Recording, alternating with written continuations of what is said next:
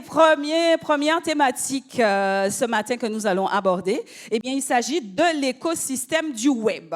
Quand je dis écosystème, ça vous parle ou pas? Là, je m'adresse au public. Ouais? Vous savez quoi qui est écosystème? Qui a dit oui là? Mais, yes, my dear, I listen to you. Je t'écoute. C'est quoi pour toi un écosystème? Elle allume mes fiches là, attends. L'environnement métier. Moi, j'aime bien ce terme-là. Alors, moi, je n'ai pas fait de grandes études, excusez-moi. Donc, j'ai été simplement voir mon ami Google. Et lui, il me dit, donc si c'est pas bon, c'est mon ami Google. On est d'accord? Comme ça, vous n'allez pas m'envoyer des tomates. Alors, un écosystème, c'est un ensemble dynamique où des organismes vivants qui interagissent entre eux avec le milieu. Moi, je trouvais ça intéressant de définir les mots pour qu'on puisse savoir là où on va. Donc, du coup, là-dedans, on voit qu'il y a le milieu, et grosso modo, c'est ce que vous nous disiez, pardon, excusez-moi. On a aussi les acteurs, moi j'ai retenu ça, et puis on a surtout des interactions. Ça vous va ou pas? D'accord? Donc, ce n'est pas que le milieu ou que l'environnement, c'est tout ça ensemble. Donc, le premier qui va se jeter à l'eau, OK? Qui va justement, eh bien, en lien avec notre secteur, eh bien, nous préciser ce qu'on entend et ce qu'on attend ici aujourd'hui par écosystème. On est d'accord? Alors, Loïc, ici, qu'on applaudit, Loïc Gontier, Liquilabel, je n'ai pas entendu vos applaudissements. Bonjour à tous et à toutes. Alors, Liquilabel, donc c'est une société de production, donc tu gères cette société de production, d'édition, de promotion et spécialisée particulièrement dans la musique ultramarine. Exactement. Alors, l'avantage chez Liquilabel France, c'est que nous, on représente que des artistes ultramarins, c'est-à-dire que provenant généralement des DOM et des TOM. J'ai eu l'occasion et l'honneur de travailler avec des artistes guadeloupéens, tels que Soué, que vous connaissez sûrement, ou également un chanteur de Plus Bouillon, Monsieur Dogji, qui devrait pas tarder à arriver parmi nous. Et j'ai eu l'occasion aussi de travailler avec des artistes martiniquais tels que TJ, qui avait fait un petit tube dancehall à l'époque. Donc voilà, l'idée c'est ça, c'est que moi généralement tous les projets sur lesquels je travaille, l'objectif numéro 1 est de mettre en avant les artistes ultramarins. C'est vraiment ma ligne directrice et je suis vraiment là pour ça, pour promotionner justement la musique provenant des dom-toms. Alors quand même, petite subtilité, ce qu'il faut savoir c'est que moi je suis originaire de la Réunion, mais vous devez tous le savoir, à la Réunion l'avantage c'est qu'on est énormément fan de zouk. Et oui, parce qu'on en parlait tout à l'heure en off, on a un festival zouk par exemple, qui regroupe plus ou moins 12 000 personnes chaque année. Donc c'est vraiment un des plus gros festivals zouk qui se passe dans le monde. Voilà. Absolument. Donc, tu peux nous parler plus spécifiquement. Alors, on se dit tu, hein, on se met d'accord là-dessus, ça ne va pas vous choquer. Dans le milieu artistique, généralement, on se dit tu. Bien, bonjour Chris, welcome. K-R-Y. S. Merci. Alors, est-ce que tu peux nous parler plus précisément du label et de ce qu'on entend par cet écosystème musical via le web? Oui, tout à fait. Alors, dans le label, déjà, ce qu'il faut comprendre, c'est que j'ai plusieurs activités. J'ai la production, j'ai l'édition et j'ai également la promotion. Et la promotion, par exemple, ça peut faire partie de l'écosystème web.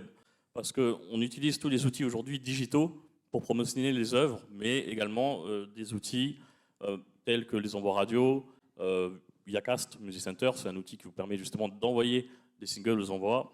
Donc voilà. Après, on a surtout l'habitude aujourd'hui, quand on parle d'écosystème web, de penser aux grandes plateformes. Et je peux directement vous introduire en tout cas une plateforme célèbre pour les artistes qui s'appelle YouTube. Alors pourquoi je vais commencer par YouTube? Parce qu'aujourd'hui, j'ai pris quelques petites notes avec des chiffres très intéressants. 2 milliards de personnes consultent YouTube tous les mois, ce qui représente quand même un tiers des utilisateurs d'Internet. Donc littéralement, aujourd'hui, une personne sur 3 qui utilise Internet utilise YouTube. Ça veut dire que si vous êtes dans la musique et que vous n'êtes pas connecté à YouTube, vous pouvez vous asseoir sur un tiers de votre audience, et un tiers de votre audience mondiale. Parce que pour rappel, l'écosystème, c'est ça, c'est que l'avantage de la digitalisation, c'est que c'est mondial. Aujourd'hui, quand vous êtes sur un territoire, généralement, vous cherchez à vous développer en premier lieu sur le territoire, mais là, l'avantage du web, c'est que vous avez directement une ouverture mondiale. Donc, je ne sais pas si vous vous rendez compte, mais ça veut dire qu'aujourd'hui, une personne sur 3 utilise YouTube. Donc, pour vous, c'est une porte d'entrée qui est vraiment exceptionnelle en termes de visibilité. Surtout quand on est sur un territoire aussi exigu que le nôtre. Hein. La Guadeloupe, c'est quoi? C'est 400 000 personnes. Avec la Martinique, bon, bah, ça va nous faire 800 000. Donc, ça veut dire que est-ce que ça rééquilibre et ça nous remet un peu à égalité avec les autres? Tout à fait. Ce qu'il faut comprendre, c'est qu'aujourd'hui, beaucoup d'artistes provenant des dom-toms ont cette faculté à faire des millions de vues. Par exemple, en métropole, France métropolitaine, on a même des artistes des fois émergents qui n'arrivent pas à faire autant de millions de vues que des artistes qui proviennent des dom-toms. Ça, il faut quand même le savoir, hein. Donc, il ne faut pas se limiter à se dire oui, mais je viens des dom-toms, du coup j'ai une petite portée. Non, au contraire. Aujourd'hui, on a vraiment, Chris en est la preuve d'ailleurs, par exemple, on a vraiment des artistes qui ont réussi à faire des millions de vues sur de la musique ultramarine. Ben, on en parlera d'ailleurs avec Chris, hein, parce qu'on aura le plaisir de partager son expérience là-dedans. Alors justement, par rapport à toute cette plateforme, cet écosystème du web, est-ce que tu as vu une évolution entre le avant, le après? Oui, tout à fait.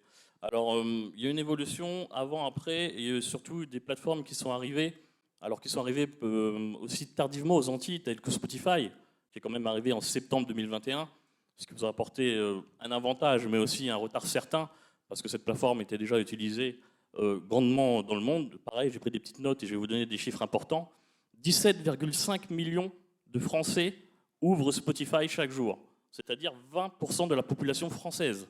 Donc littéralement, aujourd'hui, un artiste qui n'est pas sur Spotify, bah, c'est pareil, il se ferme une grosse porte d'entrée parce que vous perdez 20% de vos éditeurs directement.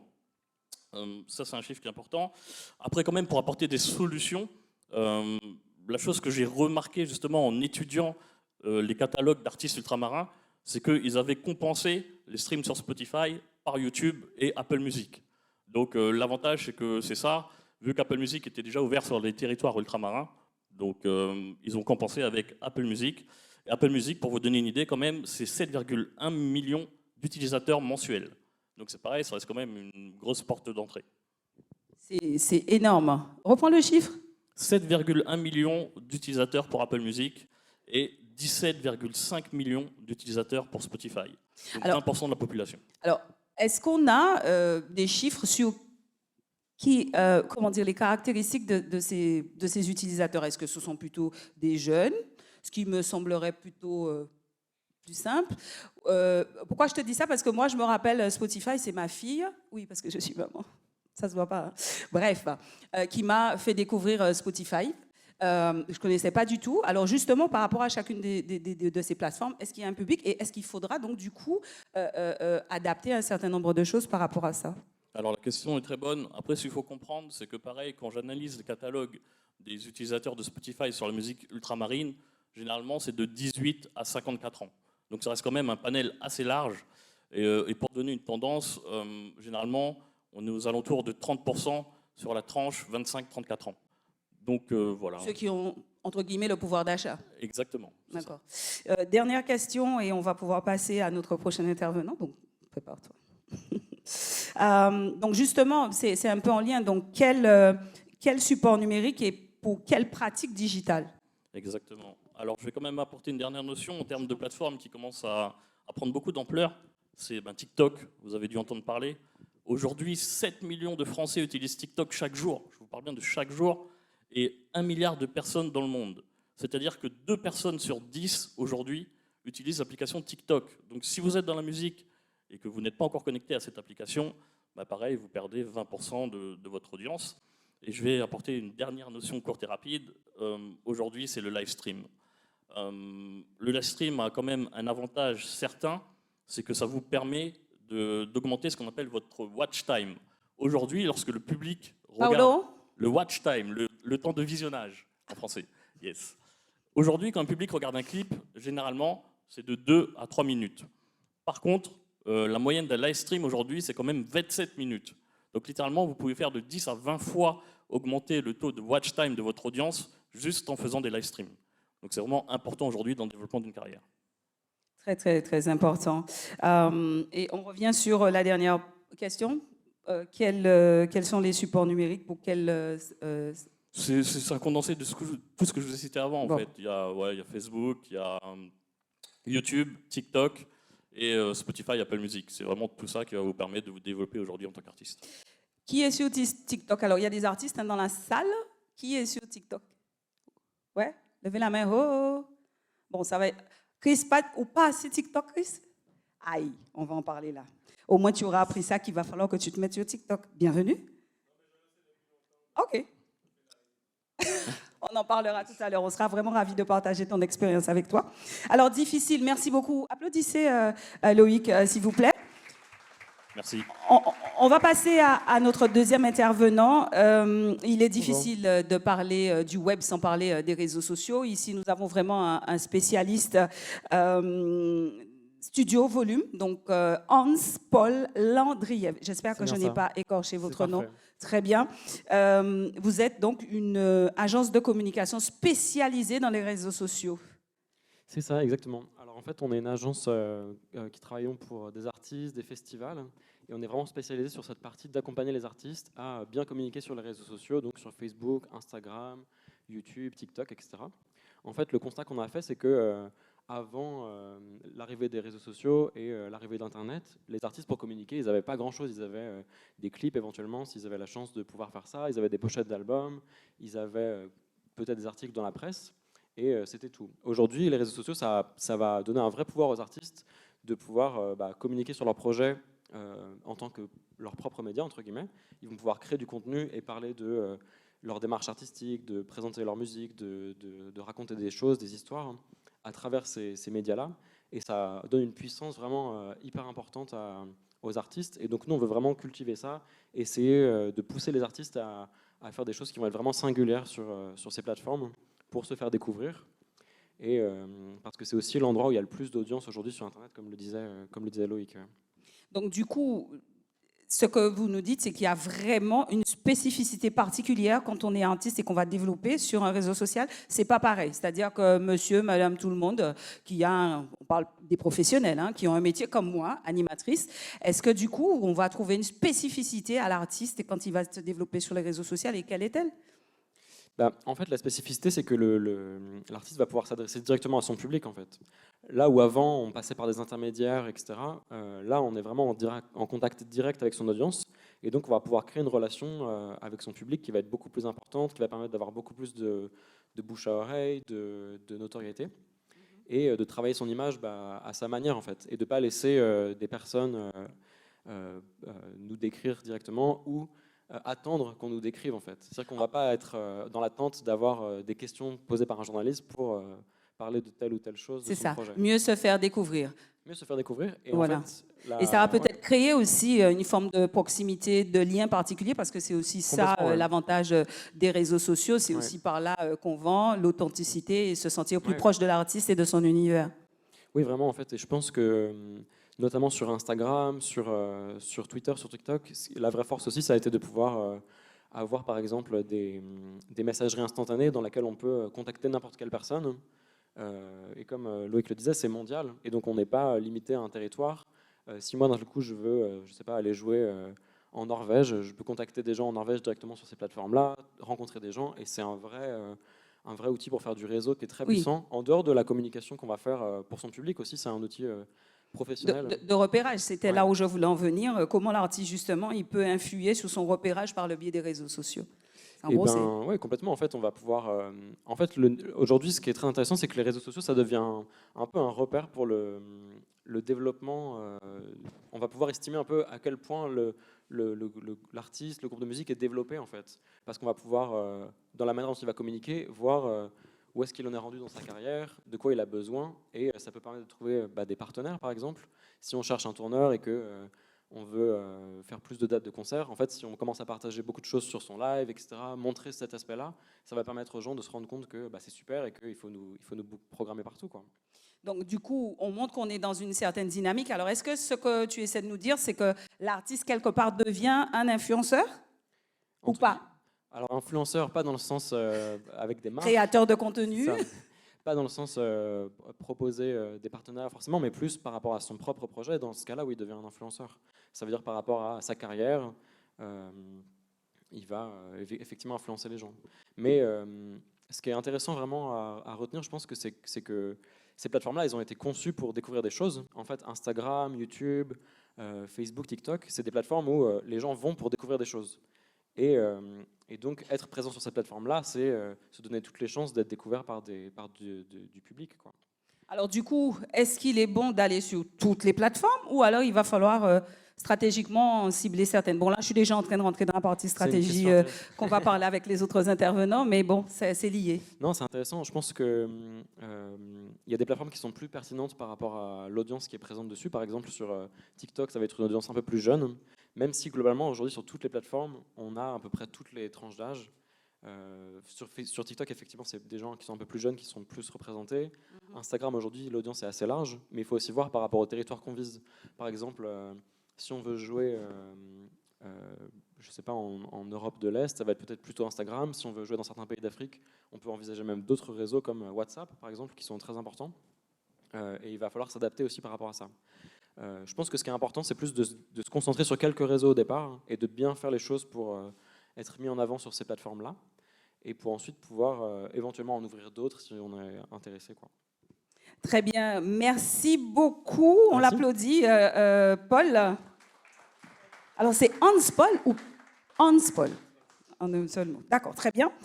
Le dernier mot que tu as employé, c'est adaptation. Donc, on va retenir ça. Ça veut dire que l'artiste doit évoluer, doit muter, doit probablement acquérir d'autres compétences. Vous voyez là où je vais en venir? Vous avez vu ça, hein? Donc, doit monter en compétences. Et pour pouvoir monter en compétences, tout le long, tout le cheminement pendant le parcours, il faut souvent se former. Et qui est mieux placé pour nous parler de formation ici que le CNM? Le CNM, ça vous parle ou pas? Très bien, le Centre national de la musique. Nous allons en parler justement avec Jérôme Paul Hazard, donc, qui est le responsable de formation du CNM, qui a notamment pour mission de nous soutenir. Oh, pardon, je ne suis pas encore dedans, ça va venir. De vous soutenir, puisque les artistes, c'est vous, il ne faut pas se tromper. D'accord. Et vous allez pouvoir nous parler de votre offre de formation. Bonjour, bienvenue. Bonjour. Alors, je vais peut-être dire un mot sur le Centre national de la musique, puisque Oui, c'est un exactement ça. établissement public relativement récent, puisqu'il est né il y a 2 ans. Il est né de la fusion de plusieurs établissements, plusieurs organismes qui œuvraient déjà pour la filière musicale. Et là, l'objectif, c'est d'avoir un organe centralisé qui soit là pour soutenir tous les acteurs de la musique, de la filière de la musique et des variétés. Donc c'est un organisme qui intervient à plusieurs niveaux, à la fois pour soutenir l'émergence, ensuite pour soutenir le développement et pour amplifier les activités. Donc, Alors justement, est-ce que vous accompagnez dans le domaine du digital, hein, puisque c'est là où nous sommes et c'est dans ce cadre-là oui. que nous échangeons, nous parlons Alors, du digital. Est-ce que vous avez su répondre à ces différents besoins? alors, c'est la problématique du Centre national de la musique, c'est d'accompagner les acteurs là où ils ont des besoins. Et évidemment, vu la transformation qu'il y a au niveau numérique dans l'écosystème de la musique, c'est un endroit sur lequel on intervient beaucoup. Alors, je n'ai pas décliné toutes les formes d'intervention qui existent. Il y a des interventions de type financière, mais on fait aussi beaucoup d'interventions d'accompagnement avec de l'information, du conseil, de la formation, on va en parler, et aussi beaucoup d'études. Et on a un œil évidemment ouvert sur tout ce qui est innovation pour essayer d'anticiper ce qui va se passer pour les acteurs et les aider à accompagner.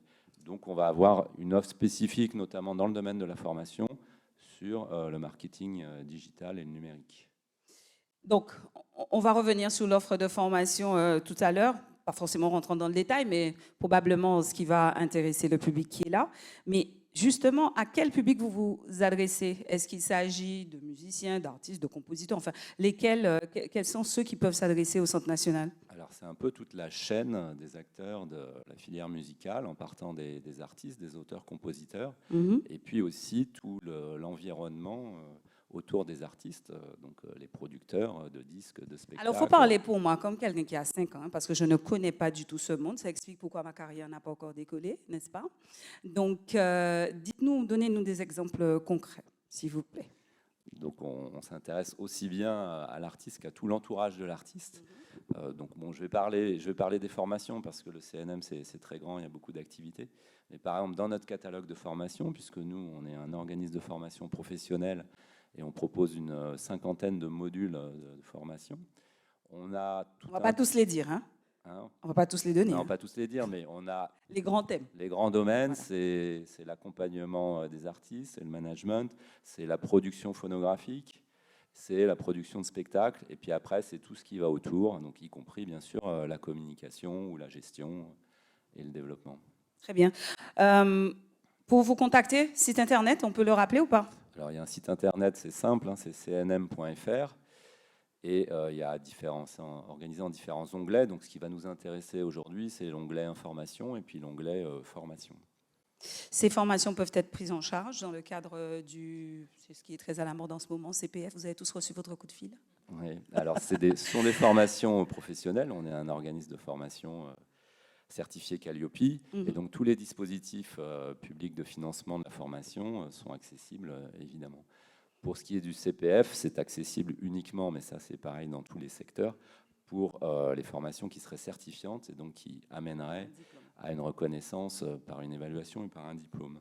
Et on a justement développé à ce sujet une certification sur la production musicale, donc pour accompagner tous les acteurs qui produisent leur musique, puisque maintenant on est beaucoup dans l'autoproduction, ou qui veulent monter un label. Très bien. Merci beaucoup. Applaudissez donc Monsieur Jérôme Paul Hazard, qu'on retrouvera également demain. De toute façon, tous ceux qui sont là, je rappelle que vous avez les speed meetings cet après-midi pour les revoir. On aura une petite pause également, donc si vous voulez réseauter, ça sera le moment. Merci, messieurs.